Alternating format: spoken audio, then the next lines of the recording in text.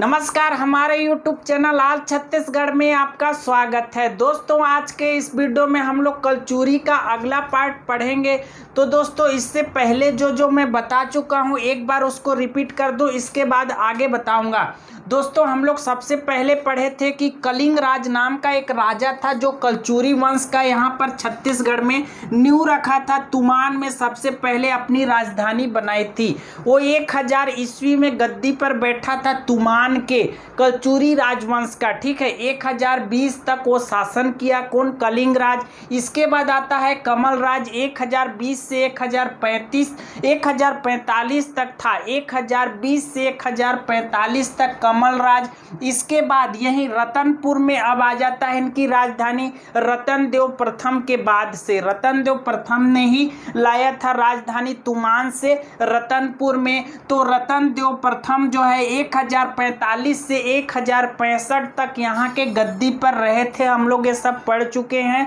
ठीक है, इसके बाद पृथ्वीदेव प्रथम आए थे। उन्होंने 1065 से 1090 तक यहाँ की गद्दी पर, मतलब रतनपुर के कलचुरी राजा के गद्दी पर बैठा था। इसके बाद जाजल्यदेव प्रथम को हम लोग पढ़े थे। उसमें मैं बताया था कि 1090 से लेकर 1120 तक यहाँ के गद्दी पर थे वो। इन लोग यहाँ पे मध्य प्रदेश में है त्रिपुरी एक जगह, वहीं से इन लोग छत्तीसगढ़ के तुमान में अपना नींव रखे थे। ठीक है, इसके बाद हम लोग आज के टॉपिक में पढ़ेंगे रतन देव द्वितीय के बारे में। ठीक, तो रतन देव द्वितीय का कार्यकाल था दोस्तों 1120 से लेकर 1135 तक। ठीक है, रतन देव द्वितीय, सेकेंड बोल रहा हूँ इस बार। रतन देव प्रथम में बताया था उसका कार्यकाल था 1045 से 1065 तक। ठीक है, लेकिन हम लोग पढ़ रहे हैं रतन देव द्वितीय, उनका है 1120 से लेकर 1135 तक। मैं बोला कि इनसे पहले जाजल्यदेव प्रथम शासक थे, तो ये रतन देव के पिता थे।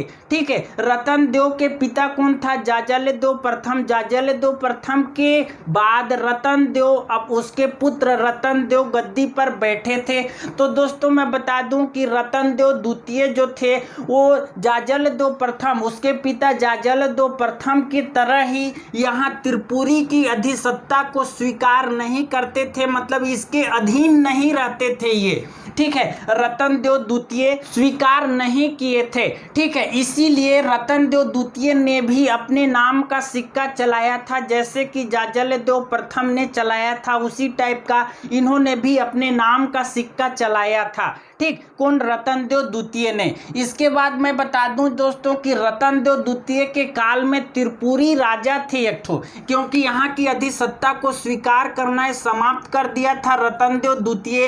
इसलिए यहाँ के एक राजा थे, उनका नाम था गयाकर्ण, ने आक्रमण कर दिया था रतनपुर के कलचुरी राजाओं के ऊपर। गयाकर्ण ने आक्रमण कर दिया था रतनपुर के कलचुरी राजा रतन देव द्वितीय के ऊपर में। ठीक है, समझ गए। और एक और राजा थे गंगवंशी शासक। गंगवंशी शासक का नाम था अनंत बर्मन चोड़गंग, ने भी इनके ऊपर आक्रमण किया था, मतलब रतन देव द्वितीय के ऊपर आक्रमण किया था।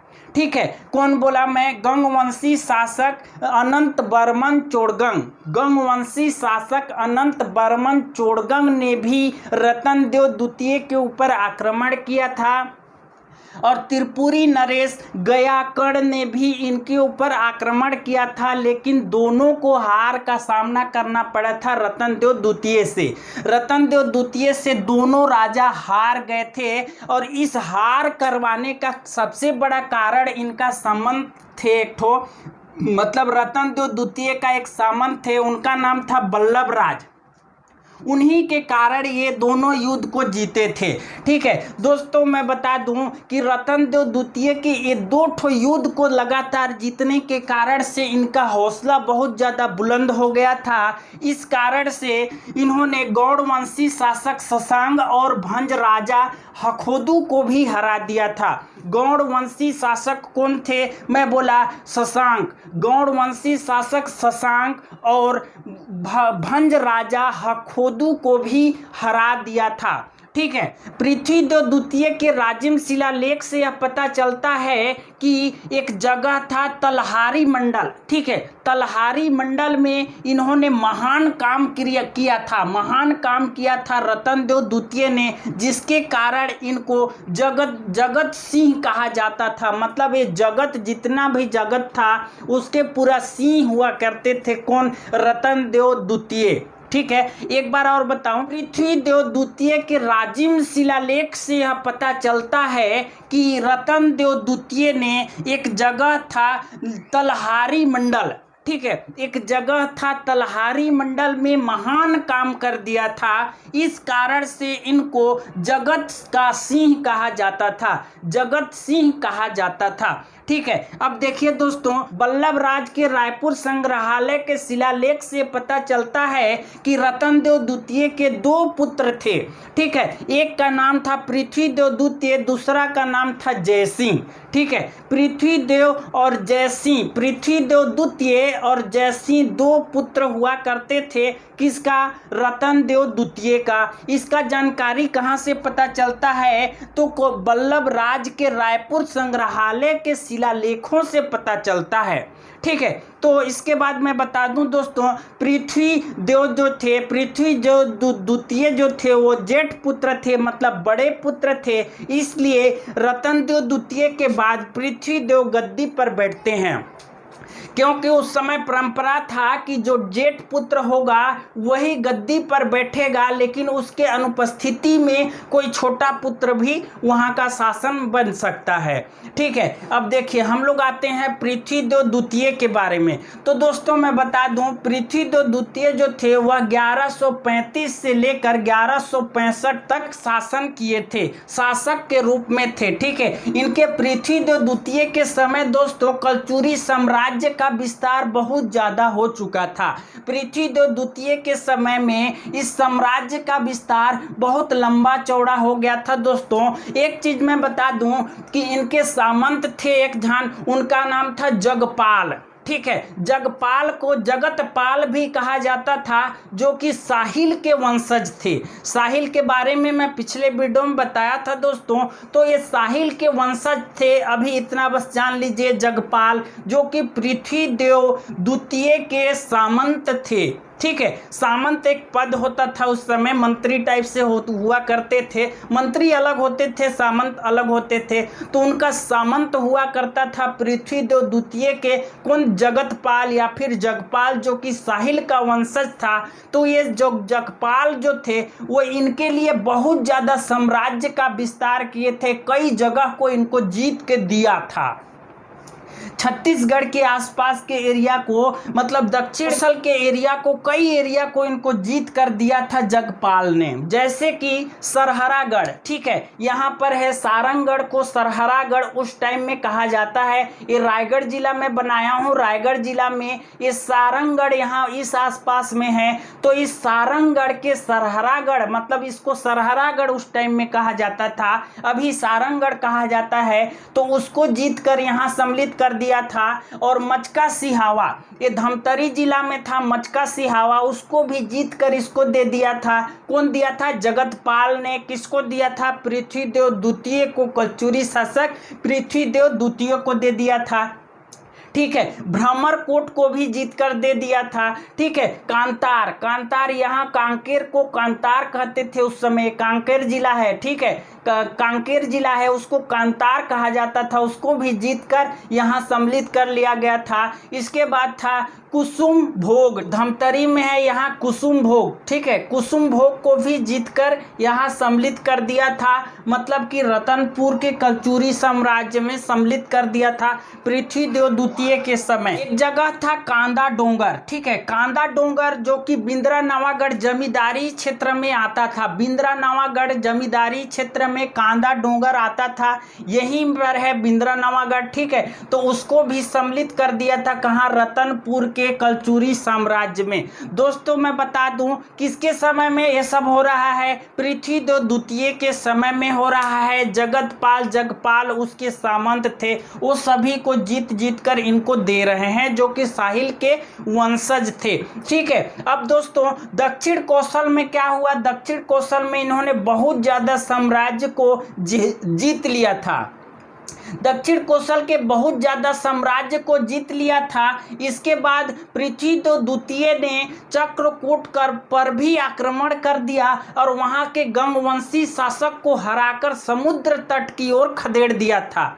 ठीक है, पृथ्वीदेव द्वितीय जो यहाँ पर रतनपुर में शासन कर रहे थे, बिलासपुर जिला के रतनपुर में, उन्होंने चक्रकूट पर भी आक्रमण कर दिया था और वहाँ के गंगवंशी शासक को हराकर समुद्र तट की ओर खदेड़ दिया था। इधर है समुद्र तट, उड़ीसा के बाद समुद्र तट है, उधर खदेड़ दिया था। ठीक है, और दोस्तों मैं बता दूं यहाँ पर कलचुरी शासक जितने भी हुए, जितने भी राजा हुए, वो सभी से सबसे ज्यादा पृथ्वीदेव द्वितीय का ही अभिलेख प्राप्त हुआ है। सबसे ज्यादा अभिलेख कहाँ से प्राप्त हुआ है, किस राजा से प्राप्त हुआ है, तो 13 ठो अभिलेख पृथ्वीदेव द्वितीय का ही अभिलेख प्राप्त हुआ है। दोस्तों राजिम शिलालेख से यह पता चलता है पृथ्वीदेव द्वितीय के सामंत थे जगतपाल, ठीक है, जिनके बारे में अभी मैं बताया। उन्होंने राजिम यहाँ पर है, ठीक है, इस आसपास है राजिम, तो उस राजिम के राजीव लोचन मंदिर का जीर्णोद्धार कराया था। राजिम के राजीव लोचन मंदिर का जीर्णोद्धार कौन कराया था, तो जगतपाल या फिर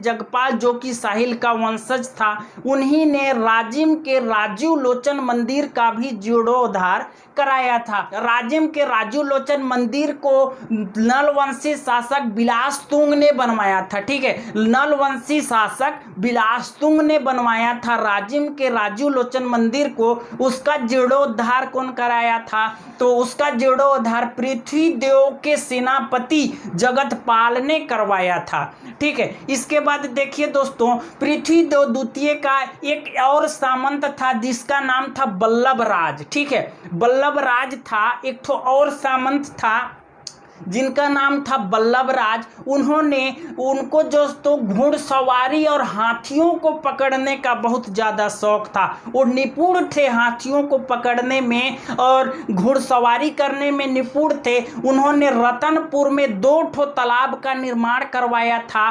उस एक तालाब का अभी भी है, वह उस तालाब का नाम है रत्नेश्वर तालाब।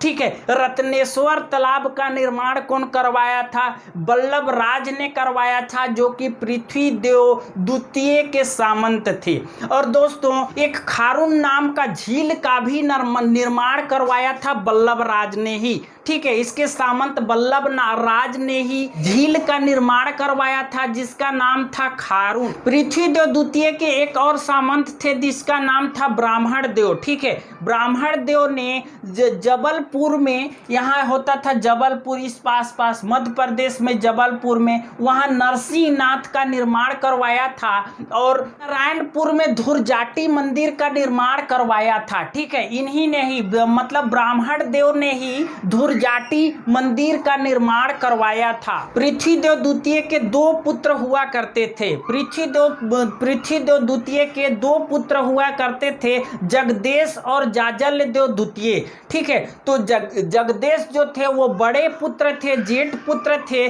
और जाजलदेव द्वितीय छोटे पुत्र थे। लेकिन क्या हुआ, जगदेश जो कि जेठ पुत्र थे, उन्होंने गंगवंशी शासकों से इधर युद्ध कर रहा था अपने साम्राज्य के बचाव के लिए। ठीक है, उन्होंने युद्ध कर रहा था, जगदेश ने युद्ध कर रहा था जेठ पुत्र ने। तो दोस्तों उसी समय गद्दी में बैठना अनिवार्य था, इसलिए वहां पर जाजलदेव द्वितीय ने ही गद्दी पर, मतलब छोटा बेटा ने ही गद्दी पर बैठ गया। दोस्तों इसकी जानकारी खरोद शिलालेख से पता चलता है। ठीक है, ये सब की जानकारी खरोद शिलालेख से पता चलता है। तो दोस्तों इस प्रकार से इस वीडियो को यहीं समाप्त करते हैं। अगले वीडियो में फिर से कलचुरी वंश का कुछ अगला जानकारी लेकर आएंगे।